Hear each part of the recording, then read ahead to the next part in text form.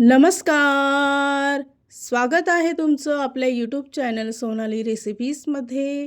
तर आजची खास रेसिपी आज आपण बनवणार आहे लेमन राईस. खूपच सोपी आणि चविष्ट रेसिपी आहे.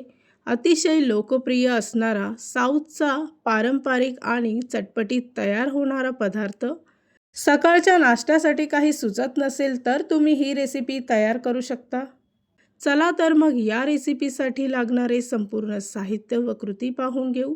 पारंपरिक आणि चटपटीत लेमन राईस तयार करण्यासाठी इथे मी एका कढईमध्ये 2 चमचे तेल घेतलं आहे. तेल गरम झालं की त्यामध्ये अर्धा चमचा मोहरी घ्यायची आहेत, 1 चमचा पांढऱ्या उडदाची डाळ, 1 चमचा चणा डाळ, अर्धी वाटी शेंगदाणे घेऊन साहित्य चांगलं परतवून घ्यायचं आहे.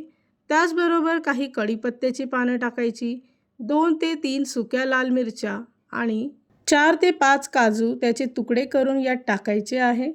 4 ते 5 बारीक कट केलेल्या हिरव्या मिरच्या टाकून सर्व फोडणी चांगली परतवून घ्यायची. अर्धा चमचा हळद घेऊन सर्व साहित्य चांगलं मिक्स करून घ्यायचं. लेमन राईस तयार करण्यासाठी इथे मी 2 वाटी शिजवलेला भात घेतला आहे. भात अगदी मोकळा आणि थंड असायला हवा. त्यानंतर तो या कढईमध्ये टाकून त्यामध्ये 1 चमचा मीठ किंवा चवीपुरता मीठ घ्यायचा आहे. 1 लिंबाचा रस यामध्ये टाकून बारीक चिरलेली कोथिंबीर टाकायची आणि सर्व मिश्रण चांगलं एकजीव करून घ्यायचं आहे. या रेसिपीसाठी लागणारे संपूर्ण साहित्य व कृती मी तुम्हाला डिस्क्रिप्शन बॉक्समध्ये दिले आहेत, तर तुम्ही तिथे जाऊन चेक करू शकता. तयार झाली आहे आजची खास रेसिपी. खूपच सोपी, खूपच चविष्ट, साऊथचा लोकप्रिय असणारा पारंपरिक लेमन राईस. तयार केलेला लेमन राईस साधारणतः 2 दिवस तरी टिकतो. सकाळचा नाश्ता असो किंवा लांबच्या प्रवासासाठी ही रेसिपी तुम्ही तयार करू शकता. ही रेसिपी तर तुम्ही नक्की ट्राय करून बघा, तुम्हाला खूपच आवडेल.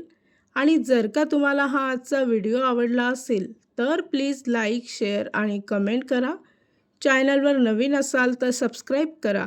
सबस्क्राईब केल्यामुळे काय होईल, ज्या वेळेस मी रेसिपीचा नवीन व्हिडिओ अपलोड करेल तर त्याचं नोटिफिकेशन तुमच्या मोबाईलवर येईल. आणि पुन्हा भेटूया आपण अशीच एक रेसिपी घेऊन.